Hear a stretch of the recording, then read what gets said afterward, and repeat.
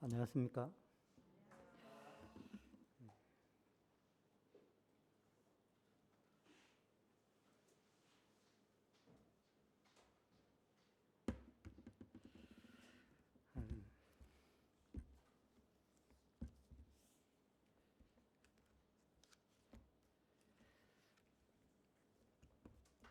우리 성도님들 요즘 어떻게 지내는지 잘 모르겠습니다. 참 코로나 때문에 여러 가지 많은 어려움 가운데서도 현재 그 가운데서 신앙생활을 하고 있지 않나 그런 생각이 들어집니다. 오늘 제가 교제할 내용은 요한 1서 2장입니다. 2장 중에서도 오늘은 1절에서 6절까지 내용입니다. 여기서 보면은 이제 지난 시간에 그 1장에 대해서 이렇게 주님에 대해서 사도 요한이 어떻게 증거했는가 그것을 우리가 살펴보았는데요. 영지주의자들에 대한 그러한 사상들이 그 당시에 이렇게 생김으로 말미암아서 이런 말씀들을 이렇게 좀 전해야 되겠다 이렇게 생각을 하고 사도 요한이 이렇게 서신을 기록하게 되었습니다.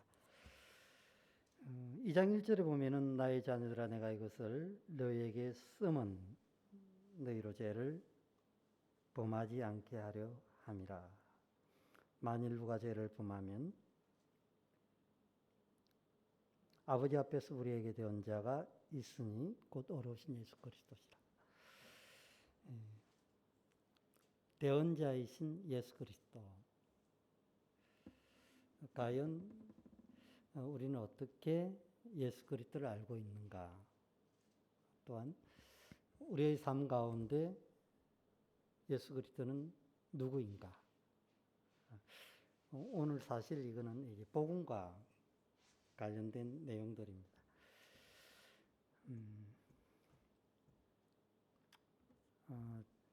지난번에 제가 이제 그 요한 1서를 이렇게 이야기를 할 때 큰 주제로 이렇게 사랑, 그 다음에 이제 경계의 말씀, 그리고 이제 우리가 어떻게 이 말씀을 지켜야 될 것인가 이런 부분에 대해서 이렇게 대강 설명을 했는데요. 사도 요한이 에베소에서 이것을 기록할 때가 대략 85년에서 95년. 두 번째 이렇게 사랑에 대한 그러한 부분들을 2, 3장에서 이렇게 이야기를 하고 있고 4장 4장과 5장에서는 생명에 대한 그러한 부분들을 말씀하고 있습니다. 특히 이제 2장에서 보면은 죄를 범하지 않게 하려고 조금 전에 읽었던 이 본문 말씀에 보면은 너희로 죄를 범하지 않게 하려 함이라. 이것을 잠시 이렇게 생각하면은 좋을 것 같습니다. 그리스도인들이 죄를 범할 수 있을까요? 어떻게 생각합니까? 그렇죠. 있기 때문에 1장에서 주님에 대해서 이야기를 한 거죠. 그죠? 우리가 서로 사귐이 있다 하면서 이제 그 아들 예수의 피가 우리를 모든 죄에서 깨끗하게 하신다. 죄에서 깨끗게 한다. 과연 죄에서 자유로운 사람이 있을까요? 없다는 겁니다. 이것을 이렇게 생각하면서 이 장을 보면은 상당한 큰 감동으로 오리라 이렇게 생각이 들어지는데요. 첫 번째 보면은 2장 1절에 보면은 다시 한번 보도록 하겠습니다. 나의 자손들아 내가 이것을 너희에겐 쓰면 했죠. 쓰면 기록하면. 두 번째 2장 12절에 보면은 여기도 이제 쓰는 것에 대해서 나오고 있는데요. 자녀들아 내가 너희에게 쓰는 것은 2장 21절입니다. 내가 너희에게 쓰는 것은, 이게 보면은 쓰는 종류가 많이 나와 있어요. 꼭 알아라는 거죠. 과연 우리는 이것을 통해서 무엇을 알아야 되고 할 것인가? 오늘 첫 번째, 썸은 죄를 범하지 않게 하라 합니다. 죄를 범하다라고 이렇게 이야기를 할 때 헬라어 용어로 하마르타노 이렇게 씁니다. 하마르타노. 우리가 이제 쉽게 이제 간역을 이렇게 조준하고 화살을 쏠 때, 빗나갈 때, 그것을 이렇게 이야기를 할 때, 빗맞추다. 이런 개념이 있어요. 벗어나다는 거죠. 벗어나다. 또 하나는 이제 놓치다. 어떤 걸 놓치는 겁니까? 사냥꾼이 예를 들어 가지고 이제 새를 잡기 위해서 화살을 겨눴는데 쐈는데 빗나갔어요. 그때 우리는 놓치다. 그 의미가 있습니다. 다음으로 실수하다. 혹시 이제 새 집에 들어가면은 나사못을 이렇게 벽에다가 박고 그러죠. 근데 이제 나사못이 이렇게 제대로 들어가면 되는데 삐뚤하게 들어갈 때 실수하다. 이런 개념을 가지고 있어요. 비틀어지다. 또 하나는 실패하다. 어떤 계획을 세웠는데 이 계획대로 쭉 가면 좋겠는데 가지 않고 다르게 가다. 죄를 짓다는 그 용어 자체에 이런 개념들이 있다는 겁니다. 또 하나는 도덕적으로 잘못 행하다. 잘못된 방향으로 가다. 참 여러 가지 의미에서 죄에 대한 의미를 여기서 한 5가지로 이렇게 설명하고 있는데요. 그래서 우리가 죄 이야기하면 조금 막연하게 이렇게 보일 수 있는데 어떤 면에서 보면은 방향마다 조금씩 틀린 이런 것을 이야기를 하고 있습니다. 하마르타노는 이런 단어 자체에서 이런 개념을 가지고 있기 때문에 이것을 조금 생각하면서 어떤 방향에서 우리가 살아가야 될 것인가 그것을 생각할 수가 있어요. 자, 어떻습니까? 죄를 이야기를 할 때. 여기서는 일상적으로 우리가 생활 가운데서 이야기하는 것이라면은 예를 들어 가지고 하나님 앞에서 나의 마음이 어떠하냐. 여기 중요하다는 거죠. 하나님의 말씀 앞에서 혹시 빗나갔습니까? 또한 하나님의 말씀에서 그릇 행하여 갔습니까? 그런 의미를 이렇게 생각하면서 보면은 죄라는 것이 늘 우리 안에서 싸우고 있다는 것을 볼 수가 있어요. 그래서 1장 9절에 보면은 만일 우리가 우리 죄를 자백하면 저는 미쁘시 오르사 우리 죄를 사하시며 우리를 모든 불의에서 깨끗게 하실 것이다. 왜 그렇습니까? 그리스도인들의 생활은 자백의 연속이라는 것을 알 수가 있어요. 참 감사할 것은 2장 1절에서 이야기하고 있는 부분에 대해서 참 은혜가 되는데요. 인간이 하나님 앞에서 바르게 살 수가 없죠. 죄 때문에. 그리스도인들은 어떻게 해야 되는가? 뭐라고 이야기하고 있습니까? 후반절에 하나님 앞에서 우리에게 누가 있다고 그랬죠? 대언자. 이게 중요하다는 거예요. 대언자는 대언자인데 어떤 사람이다? 의로우신 예수 그리스도라.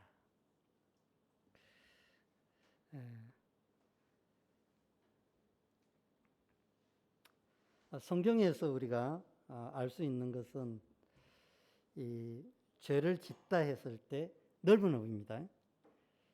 한 42군데의 이 단어를 신약 성경에서 기록하고 있는데요. 많이는 보지 않겠습니다. 로마서 5장 12절 말씀을 한번 보도록 하겠습니다.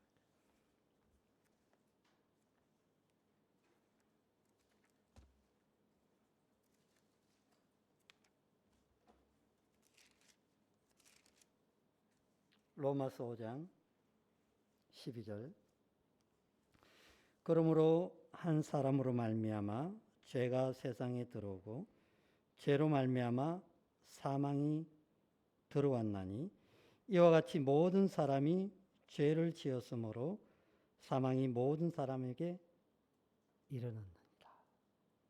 자, 우리가 여기서 알아야 될 내용이 하나 있어요.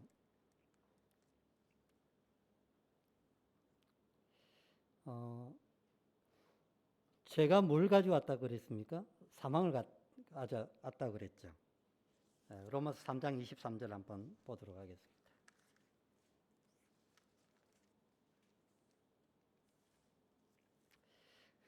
모든 사람이 죄를 범하였음에 뭐라고 되어 있죠? 하나님의 영광에 이르지 못한다. 자, 죄는 어떤 것을 가지고 있습니까? 하나님께 갈 수 없다는 거죠. 하나님 앞에 자, 여기서 중요한 것은 뭐라고 되어 있습니까? 나 혼자가 아니고 모든 사람이라고 해요. 모든. 자, 모든이라고 그러면은 이 단어 속에 이 지구에 살고 있는 사람들이 다 해당 사항이 있다는 겁니다. 다시 5장에 가서 다시 보도록 하겠습니다. 조금 전에 우리가 5장 12절에서 본 것처럼 죄가 무엇을 가져왔다고 그랬죠? 죽음을 가져왔다.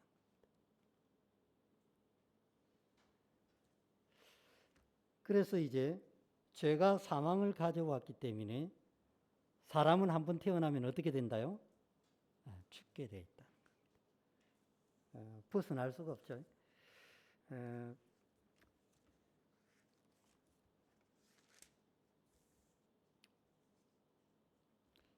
그러므로 한 사람으로 말미암아 죄가 세상에 들어오고 죄로 말미암아 사망이 들어왔나니. 죄가 없으면은 사망이 안 올 건데 죄로 인해서 사망이 들어왔다는 겁니다. 자, 근데 여기서 한 사람으로 말미암아 다 아시죠? 아담으로 인해 가지고 죄가 들어온 것을 우리가 알 수가 있습니다. 아담의 죄는 어떤 것입니까? 우리가 알고 있기를 불순종의 죄죠. 그보다 가장 큰 불순종이라고 이야기를 하는데 그것을 잠시 생각할 때 무슨 죄일까요? 내가 하나님처럼 되리라. 이겁니다. 이거. 피조물이 조물주가 될 수가 없죠. 자기의 위치와 자리를 이야기하고 있는 거예요.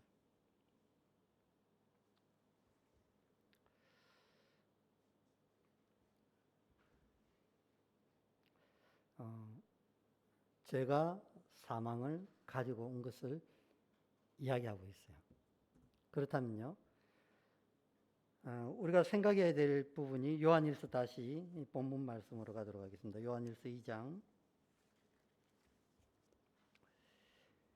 1절에 보면은 너희로 죄를 범하지 않게 하려 함이라 했는데요. 이 죄. 성경은 그리스도인들이 죄를 범하지 않게 하기 위해서 기록해 놨다. 이야기를 하고 있죠. 그런데 우리가 죄를 예수 그리스도를 믿는다 하더라도 죄를 지을 수 없습니까? 어떤 사람은 이런. 근데 주님을 믿었기 때문에 죄를 지을 수 없어. 완전한 상태에 들어가기 때문에 나는 죄인이 아니야. 이거는 신분과 상태를 모르는 그러한 사람들의 이야기죠. 신분은 하나님의 자녀가 된 이상 너는 나의 아들이다 했을 때 자녀의 신분은 변할 수가 없죠. 상태는 어떻습니까? 늘 변한다는 겁니다. 이것을 좀 오해하면은 이단이 될 수가 있어요.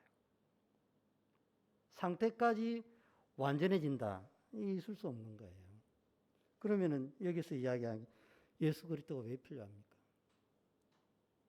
너희로 죄를 범하지 않게 합니다. 이야기하면서 만일 했죠. 만일 누가 죄를 범하면 범할 수 있다는 거거든요. 만일입니다. 장 범하는 것이 아니고 우리의 일상 가운데 육신이 있음으로 말미암아 죄가 나타날 수 있다라고 지금 이야기하고 있어요. 그렇기 때문에 죄라는 것을 우리는 어떻게 해야 됩니까? 두려워서 떨고 그래야 됩니까? 그게 아니라는 거죠. 제가 이 사진을 하나 보여드릴 건데요. 여기서 보면은 십자가가 있죠. 십자가가 있고 옆에서 보면은 하나님과 사람 사이에 갈 수 있는 길을 완전히 막아 놔버렸죠. 그래서 사람은 하나님 앞에 갈 수가 없어요.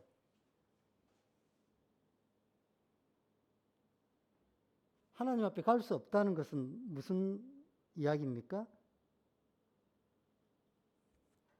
어렵게 살 수 없다는 겁니다. 성경에서는 너희 양심이 너를 책할 것이다 이야기를 하고 있는데요. 양심이 죄를 이야기한다는 거죠. 율법을 통해서 우리에게 모세로부터 왔는데요. 여기서 보면은 7절 후반에 보면은 옛 계명과 새 계명이 나오는데요. 옛 계명. 하나님께서 율법을 주신 이유가 뭘까? 율법을 통해서 무엇을 알라고 그랬습니까? 율법은 죄를 드러낸다 그랬죠. 그렇기 때문에 사람은 하나님 앞에 갈 수가 없어요. 그런데 그 길을 어떻게 했습니까? 주님께서 길을 갈 수 있도록 열어놨다는 겁니다. 이것이 복음이죠. 그래서 1절에 놓아 있는 것이 누가 죄를 범하면 아버지 앞에서 우리에게 대언자가 있으니 곧 어려우신 예수 그리스도시다. 바로 주님을 이야기하고 있어요. 십자가를 통해서 사람이 하나님 앞에 갈 수 있다는 겁니다. 다른 길이 없어요. 왜 다른 길이 없습니까? 자기 죄를 해결할 방법이 없기 때문에 다른 길이 없는 겁니다. 그러면요, 대언자라고 했는데 대언자가 바로 예수 그리스도죠. 이 대언자라는 뜻을 보면은 파라클레토스 여러 가지 뜻이 있는데요. 돕는 자, 중재자, 변호자, 또한 남을 도우기 위해 부름을 받은 사람. 우리가 쉽게 이제 오늘날 단어로 이야기하면은 변호사입니다. 변호사. 다른 사람의 억울함을 변호해주는 어떤 사건에 대해서 법률적인 용어로서는 보조자 그렇게 설명하고 있는데요.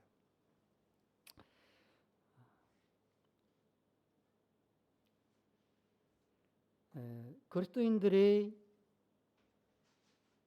은혜는 뭡니까? 바로 주님이 계시다는 거죠. 예수 그리스도를 통해서 하나님 앞에서 깨끗함을 받을 수 있다는 겁니다. 여기서 제가 이야기하는 것은 지금 상태적인 그러한 부분을 이야기하는 거예요. 예, 신분적인 그런 부분은 아는 것이라 이렇게 생각을 하고, 일상에서 생겨나는 그러한 부분에 대해서 설명하고 있습니다. 근데 왜 사도 요한은 이것을 강조하면서 우리에게 예수 그리스도가 있다고 이야기했을까요? 이유가 뭘까요? 그건 영지주의자들. 그들의 생각 가운데 죄라는 것은 어떻게 생각하느냐 하면은 나의 마음, 나의 행태, 여기에서 깨달으면 죄가 없다. 이렇게 생각을 하니까 날마다 바뀌는 거예요. 성경은 그렇게 이야기를 하고 있지 않습니다. 오직 그리스도를 통해서 우리가 깨끗함을 받을 수 있다라고 이야기를 하고 있습니다. 자, 2절 한번 볼까요? 이 예수 그리스도에 대해서 소개를 하고 있는데요. 그는 우리 죄를 위한 화목 제물이니 우리만 위할 뿐 아니요 온 세상의 죄를 위하심이라.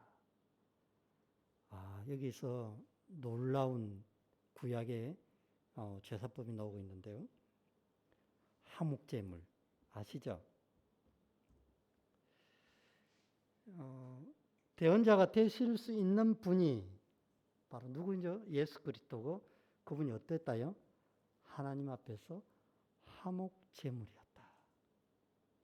이 의미를 혹시 다들 아시죠? 죄를 위한 화목 제물이다.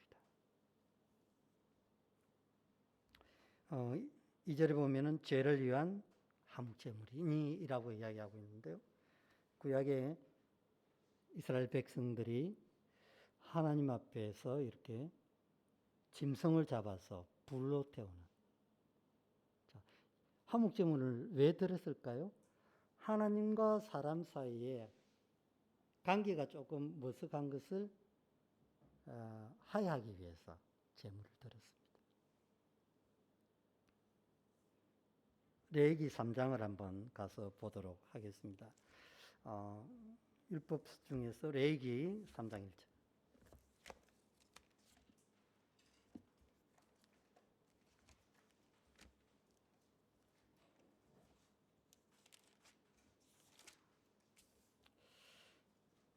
여기서 중요한 부분이 있는데요.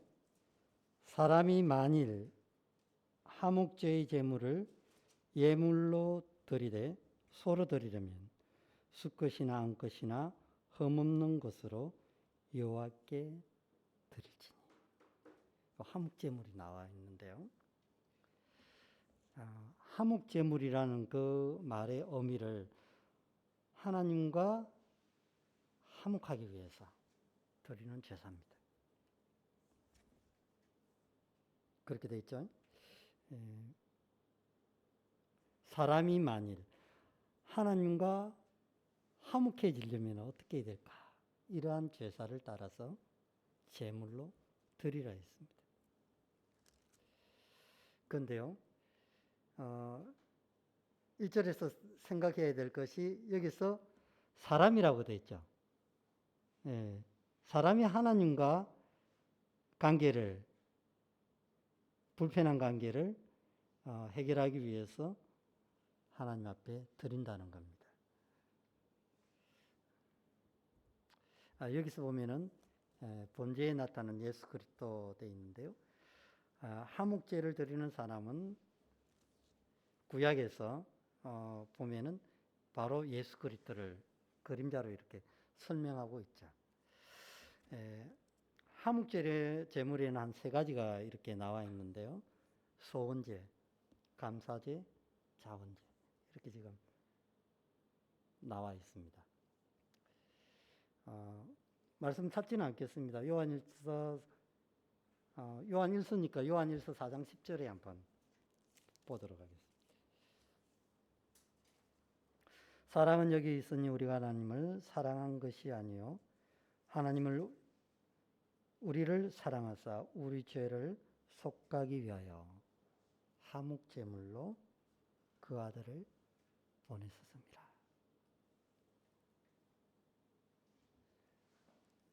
조금 전에 읽었던 2장 2절에도 화목 제물에 대해서 나와 있죠. 죄를 위한 제사의 형태였다는 것을 볼 수가 있습니다.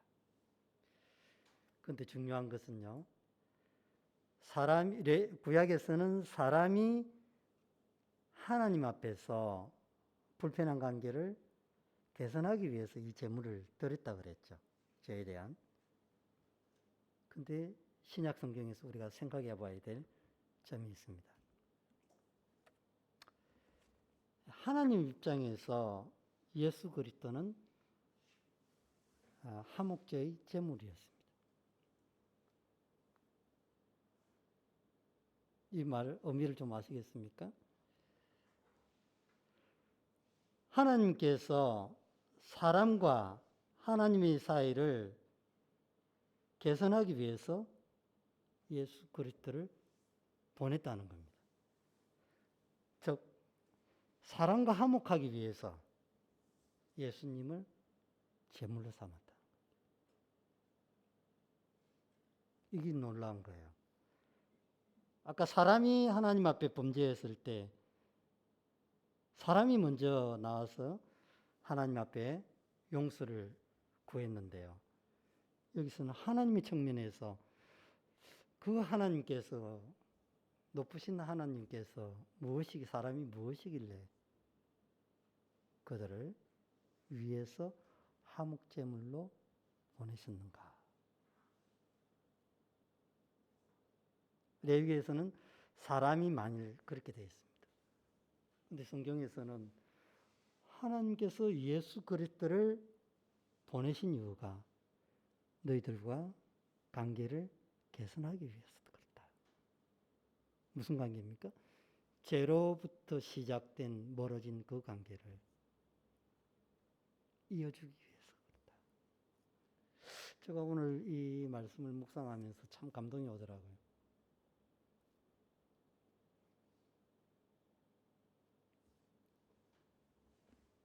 하나님께서 예수님을 제물로 삼으셨다는 겁니다. 인간을 위해서.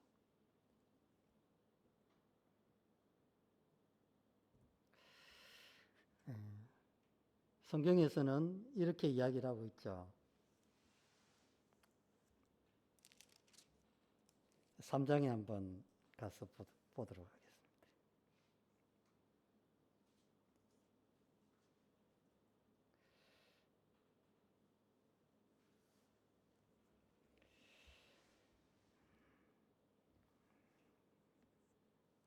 과연 하나님의 사랑은 어떠한 모습으로 나타났는가? 죄송합니다. 3장이 아니고 4장입니다. 4장 9절. 하나님의 사랑이 우리에게 이렇게 나타난 바 되었으니. 어떻게 되어 있습니까? 이렇게 나타났다. 어떤 모습으로? 너희를 위해서 제물로 삼으셨다는 겁니다. 누구를 위해서요? 사람이 하나님 앞에 죄를 용서 구하기 위해서 구약에서는 그 사람이 제물을 가지고 갔는데 신약에서는 하나님께서 인간들을 향해서 예수 그리스도라는 그 제물을 삼으셨다. 하나님의 사랑이 우리에게 이렇게 나타난 바 되었으니 거기에서 이제 표현을 하나님의 사랑이 나타났다. 이렇게 표현합니다. 하나님이 자기의 독생자를 세상에 보내심은 그로 말미암아 우리를 살리려 하십니다. 자, 여기서 살린다는 것이죠. 어디에서 살리는 겁니까? 아까 죄는 뭐를 가져왔다 그랬죠? 사망을 가져왔다. 참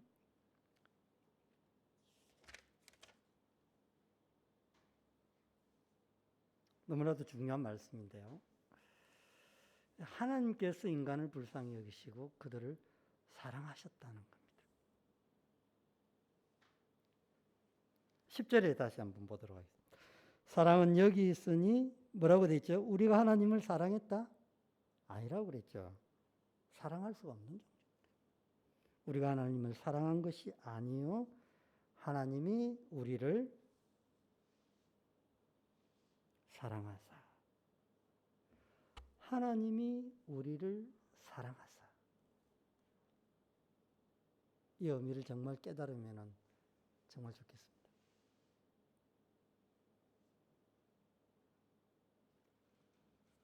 우리 죄를 속하기 위하여 화목제물로 그 아들을 보내셨다. 하나님의 사랑은 어떻게 나타났는가? 그리스도를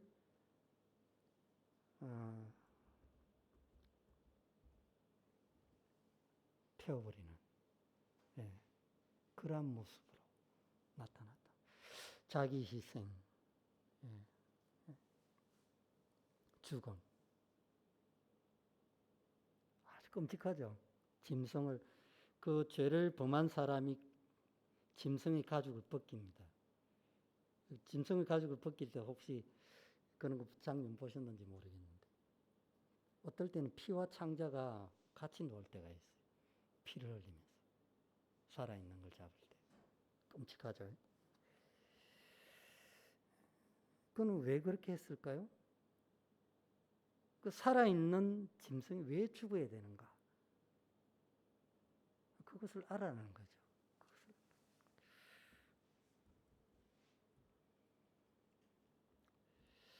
그래서 이제 여기서 보면 화목제라고 되어 있는데요.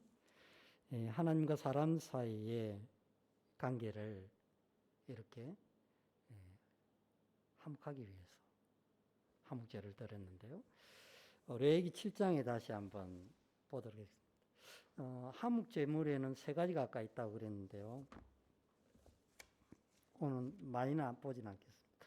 한 가지만 보고 줄이도록 할게요.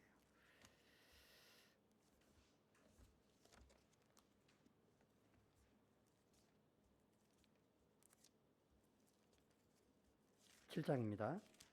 구약 153페이지 레위기 7장 12절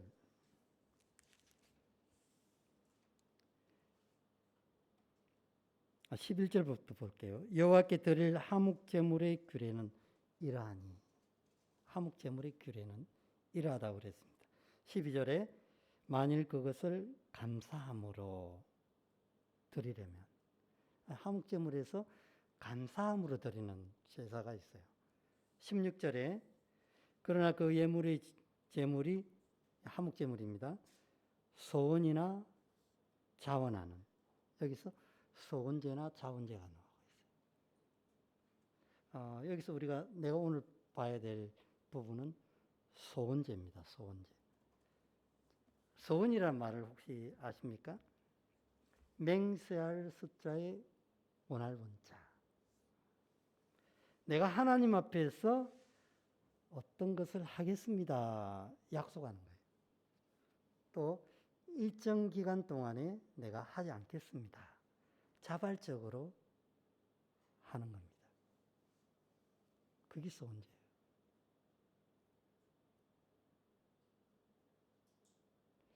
우리가 이것을 생각을 할 때 무엇을 느낄 수 있습니까? 강제성이 아니라는 겁니다.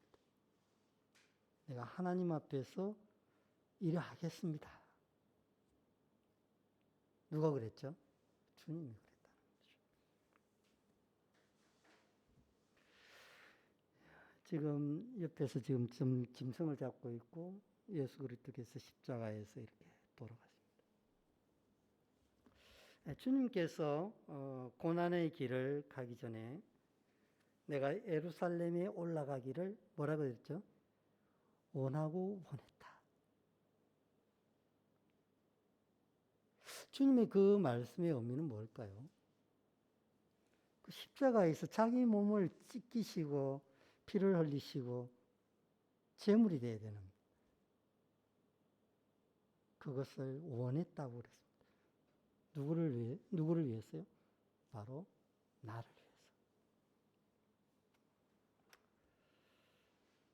위해서. 주님은 그러한 모습으로 하나님 앞에 자기 자신을 드렸어요. 강요가 아닙니다. 자발적으로. 우리가 이사야서 53장에서 이야기한 대로 모든 사람들의 허물을 지고 슬픔과 질고를 당하고 매를 맞고 그렇기 때문에 밑에 한번 읽어보면 예수님께서 십자가에 돌아가신 것은 우리를 죄에서 구원하시기 위하여 자신을 희생하기로 하나님께 서원했다는 거예요. 그게 선지. 주님께서 인간을 위해서, 저들을 위해서 내가 하나님 앞에 소원으로 드렸다는 겁니다. 여기는 이 희생이 따를 수밖에 없어요. 예. 자신의 몸이 찢기시고 지금 사진에 나오고 있죠. 십자가에 매달려서 자기가 어떻게 할 수 없는 그러한 가운데 있었습니다.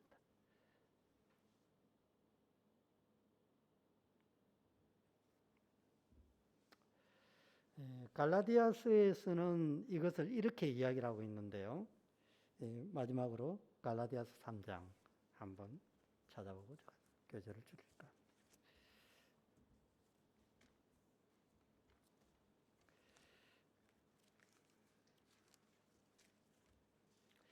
3장 13절. 그리스도께서 우리를 위하여 저주를 받은 바 되사 율법의 저주에서 우리를 속량하셨으니 기록된 바 나무에 달린 자마다 저주 아래 있는 자라 하였습니다. 다른 각도에서 봤을 때 그 나무에 달리신 것은, 그 사건은 저주를 받았다.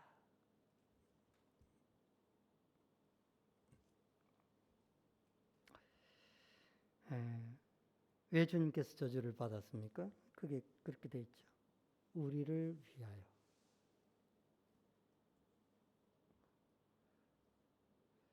이 십자가의 구속이 아니면은 인간이 하나님 앞에 갈 수 없다는 겁니다. 즉, 그것은 뭐죠? 죄의 문제를 해결할 수 있는 방법이 없다는 거예요. 주님 자신이 희생제물이 되어야 된다는 것을 알고 있었습니다. 복음서에서 사도 요한은 그것을 이야기를 하고 있어요. 더군다나 조금 전에 우리가 요한 1서에서 4장에서 읽었던 것처럼 사랑은 여기 있으니 하나님이 우리를 사랑하사 자기 독생자를 보내셨다. 이렇게 이야기하고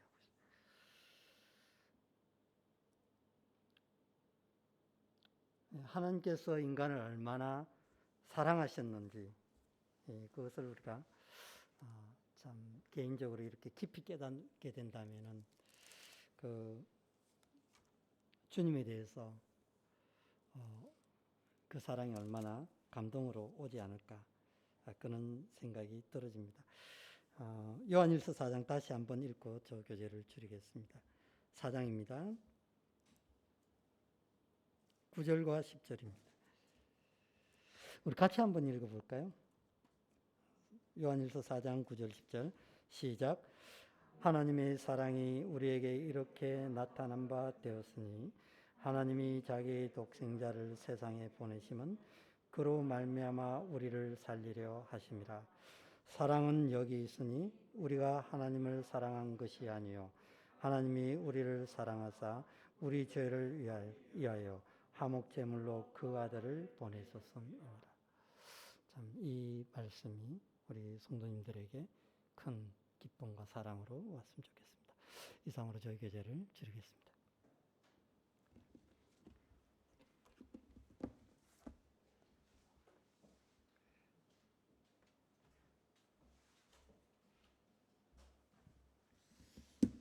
오늘도 이렇게 또 좋은 말씀 주님께서 허락하여 주셔서 되게 감사드리네요.